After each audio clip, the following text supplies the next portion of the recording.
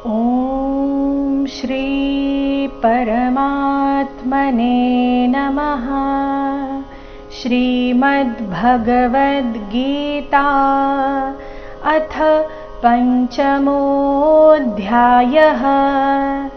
अर्जुन उवाच संन्यासं कर्मणां कृष्ण पुनर्योगं च शंससि यच्छ्रेय एतयोरेकं तन्मे ब्रूहि सुनिश्चितम्।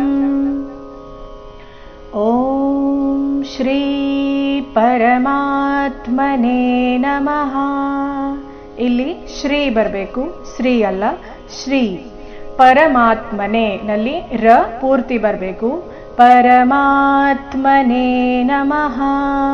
ಈ ರೀತಿ ಶ್ರೀಮದ್ ಭಗವದ್ ಗೀತಾ ಅಥ ಪಂಚಮೋऽಧ್ಯಾಯಃ.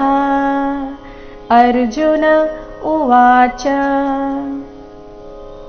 ಸಂನ್ಯಾಸಂ ಕರ್ಮಣಾಂ ಕೃಷ್ಣ ಸಂನ್ಯಾಸಂ ಕರ್ಮಣಾಂ.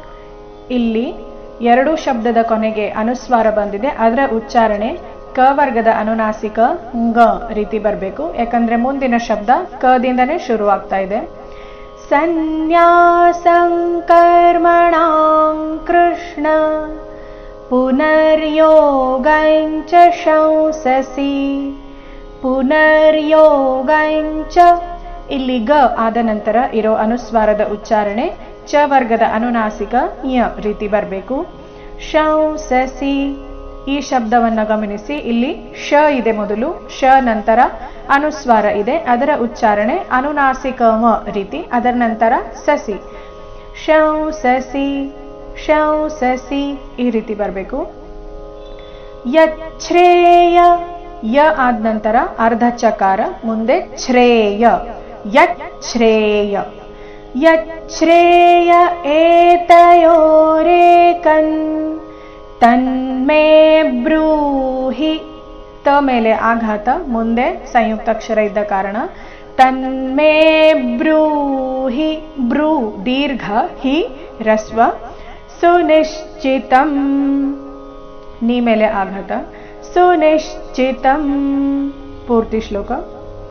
ಅರ್ಜುನ ಉವಾಚ ಸಂನ್ಯಾಸಂ ಕರ್ಮಣಾಂ ಕೃಷ್ಣ ಪುನರ್ಯೋಗಂ ಚ ಶಂಸಸಿ ಯಚ್ಛ್ರೇಯ ಏತಯೋರೇಕಂ ತನ್ಮೇ ಬ್ರೂಹಿ ಸುನಿಶ್ಚಿತಂ.